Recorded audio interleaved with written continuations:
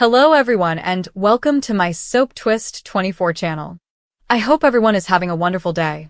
Before we begin, please hit the subscribe button and give this video a thumbs up. The sun hung low over Los Angeles, creating a golden haze across the huge Forrester mansion as RJ Forrester entered through the main door for the first time in what seemed like an eternity. The air smelled of polished wood and fresh lilies, the aroma he had known since infancy, but everything else had changed. Even in the hallway mirror, his visage, now altered by time, travel, and possibly a touch of deliberate modification, felt strange to him. Brian Nicoletti's features returned, sharper and more determined than the boy who had fled following the agony of Luna Nozawa's betrayal and collapse. He had flown far, to Europe, to calm coastal villages in Italy, to places where the fashion world whispered but didn't scream, in an attempt to escape the memories of a poisonous love. Luna, with her wide eyes and origami precision, was once his everything. Then she became a murderer, a manipulator who tore through lives like paper with her fingers. Her death in that turbulent night, hit by a car in the dunes while fleeing justice, was reported as final. No body was shown on air, no elaborate memorial, just Deputy Chief Baker's calm pronouncement that she had died. RJ had believed it, or attempted to.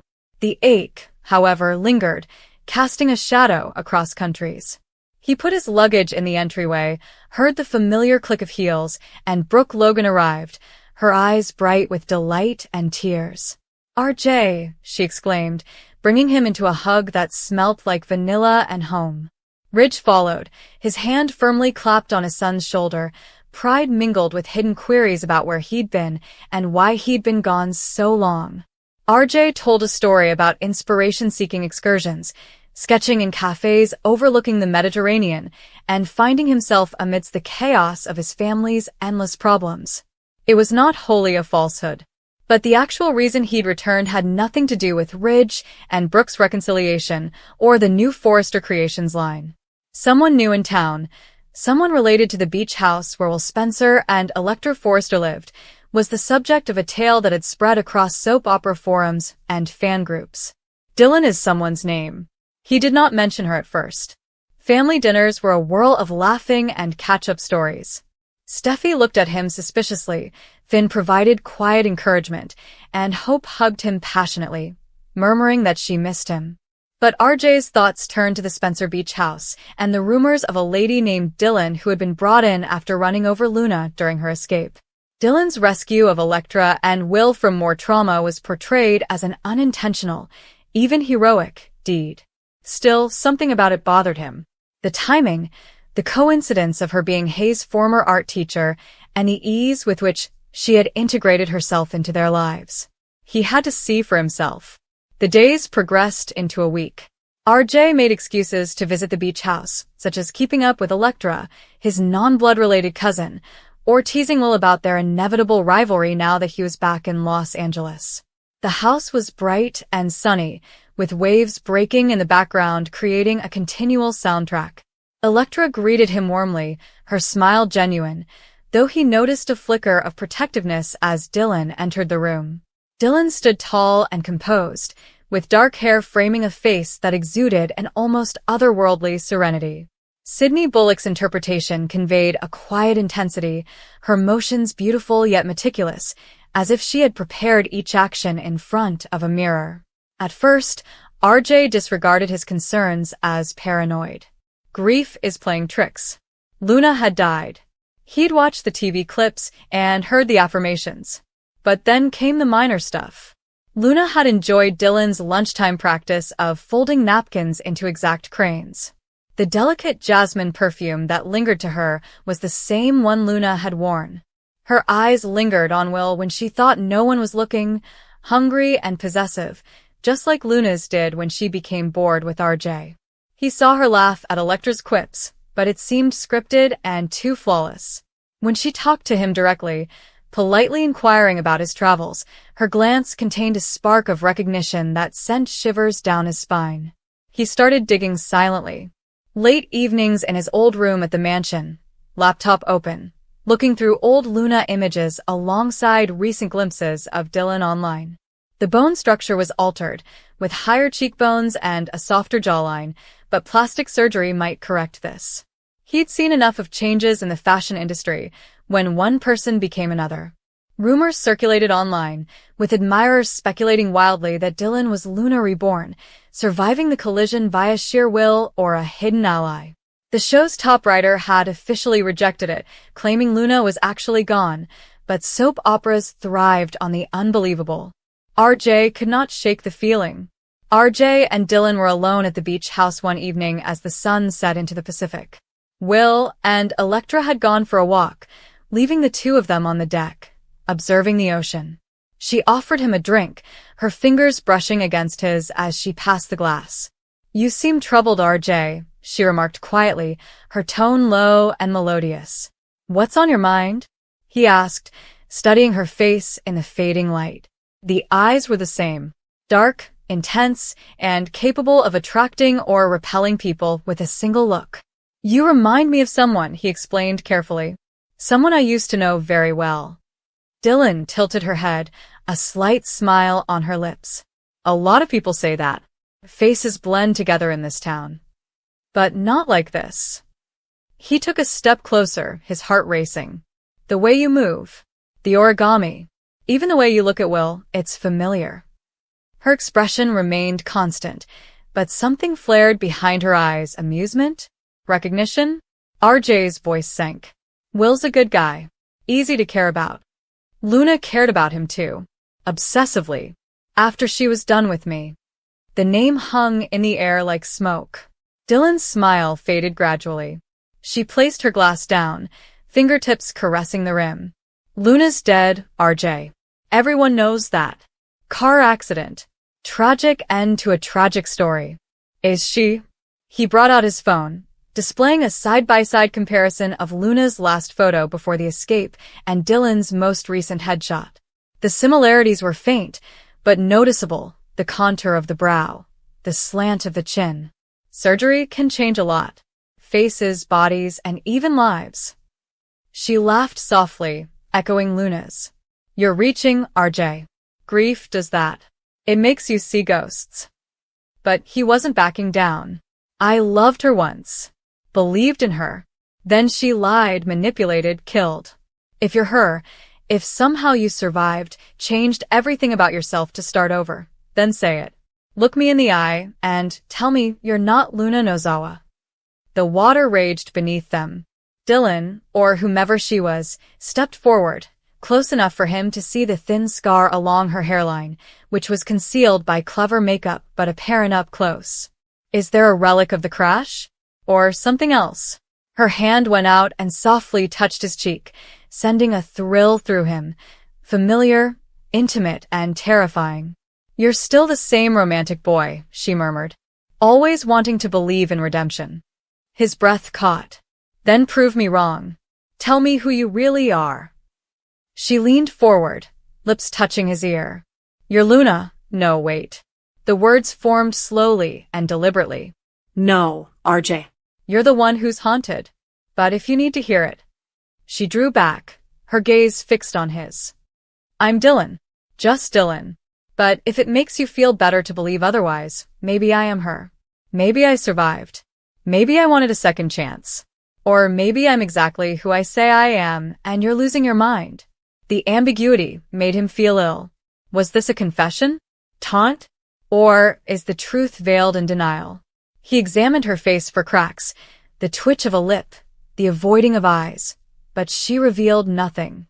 Instead, she grinned with the same enigmatic expression Luna had used when she initially declared her emotions for him months earlier.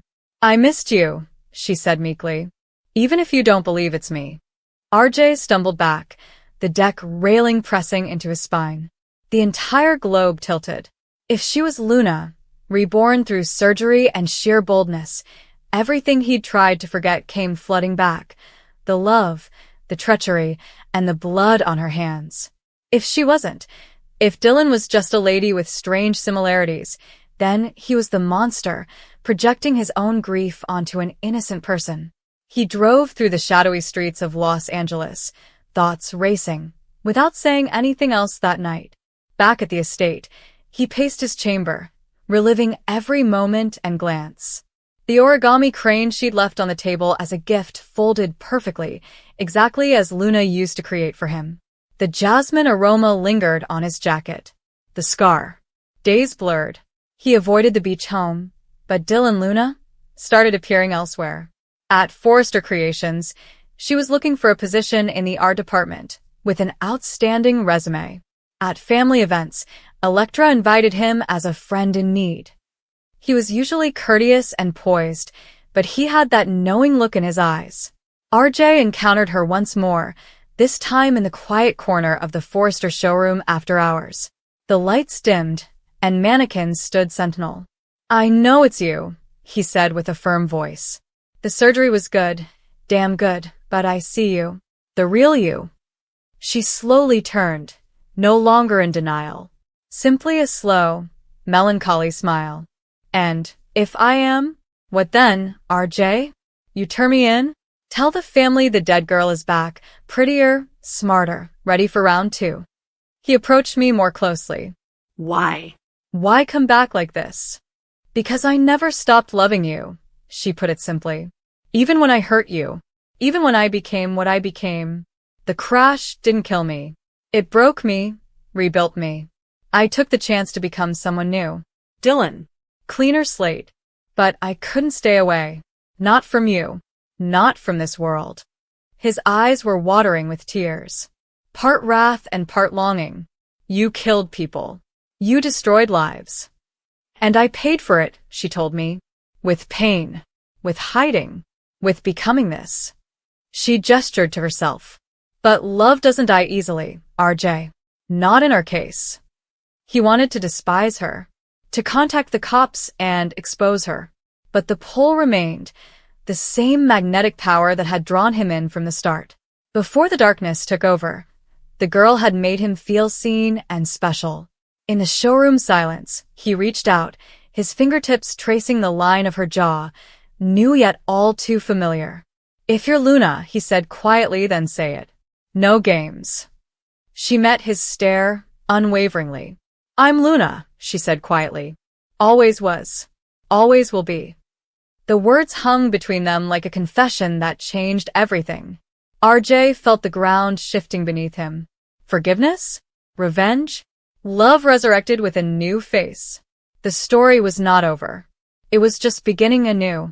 And in that moment, with the city lights gleaming outside, RJ Forrester understood he might never be able to leave her. Not because she forced him, but because a part of him did not want to. The waves continued to smash, the city moved on, and somewhere in the tangle of lies, surgeries, and second chances, two people were on the verge of something irreparable. Whether Dylan was genuinely Luna or simply a ghostly echo, the news had reopened ancient wounds. And when RJ drew her closer, or pushed her away, he wasn't sure which. The line between the past and the present blurred permanently. RJ had learned to read rooms like some people read weather, detecting pressure shifts before storms hit.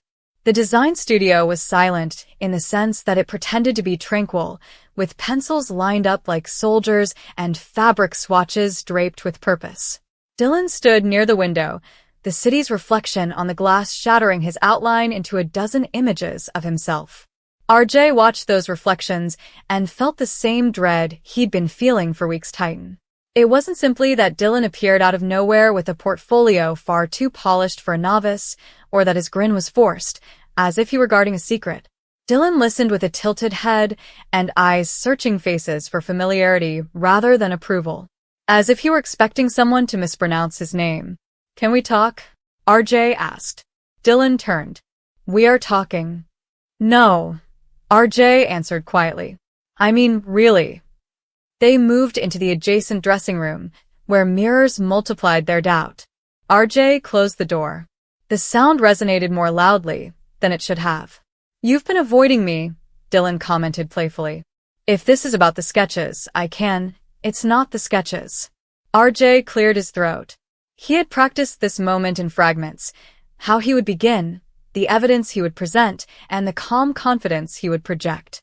All of it broke apart now that Dylan was present, alive and genuine. I have been remembering things. Dylan's smile dimmed slightly. Memory is unreliable. Sometimes, RJ acknowledged. Sometimes it's the only thing that doesn't lie. He went into his pocket and removed a faded photograph.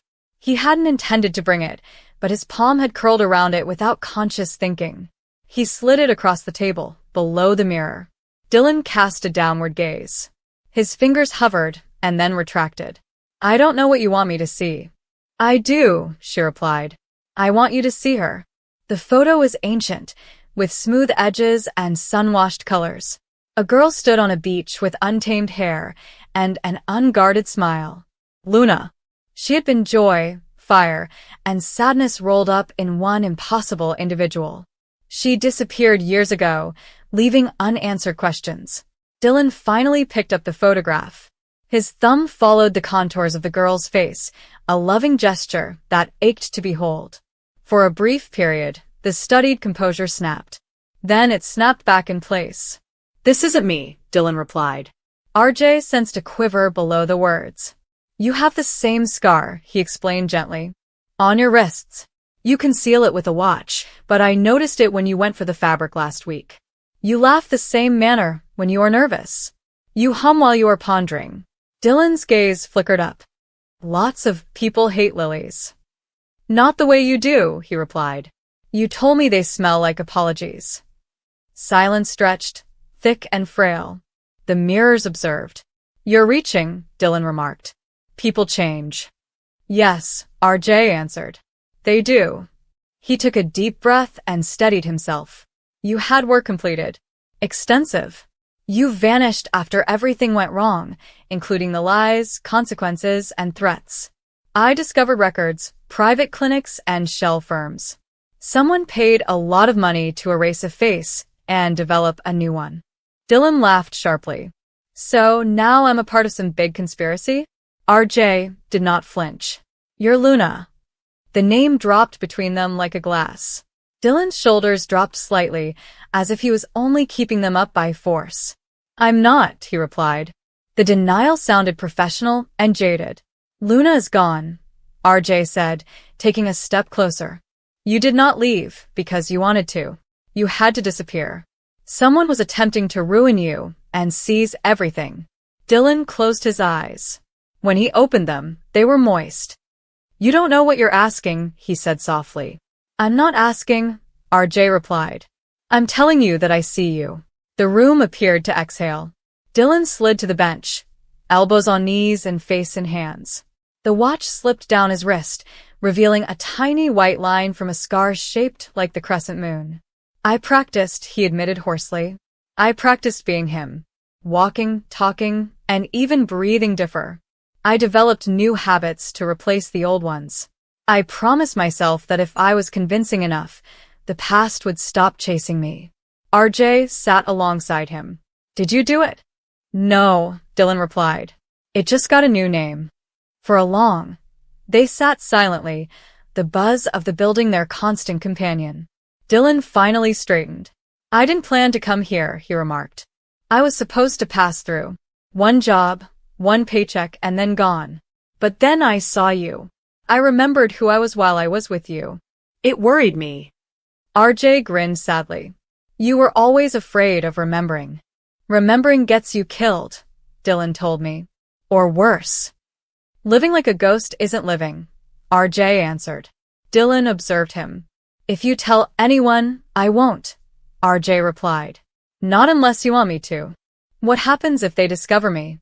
They already have, RJ stated gently. Dylan threw out a weak laugh. You've found yourself. You've always had a way with words. RJ stood up and extended his hand. Dylan reluctantly accepted it. The contact was electrifying and familiar. What happens now? Dylan inquired. That's up to you, RJ said. You can keep being Dylan. You may be Luna again. Dylan nodded, taking in the possibilities. I don't know if I deserve another chance. Deserve has nothing to do with it, RJ told me. You're here. That's enough. The door opened unexpectedly. Voices, laughter, and the usual pandemonium of work filled the hallway. Dylan flinched. Breathe, RJ muttered. Dylan straightened his shoulders, saying, "You're safe." "For how long?" "As long as we make it," RJ replied. They stepped outside together. The office buzzed on, unaware. Dylan saw his reflection in the glass again, but this time he did not look away. The man peering back was a mix of history and present, fear and determination. Later, when dusk fell and the building began to empty, Dylan waited by the window. RJ joined him and handed him a cup of coffee. "Thank you," Dylan replied. "For not hating me." RJ shook his head. "I would never hate you. I was angry. I got hurt. But hate? No. Dylan looked at the city lights. "I hurt a lot of people. Then make different choices," RJ replied. "That's all anyone can do." A knock came. Dylan tensed. RJ opened the door to discover an aide holding a lost folder. The crisis was averted, but the reminder stayed.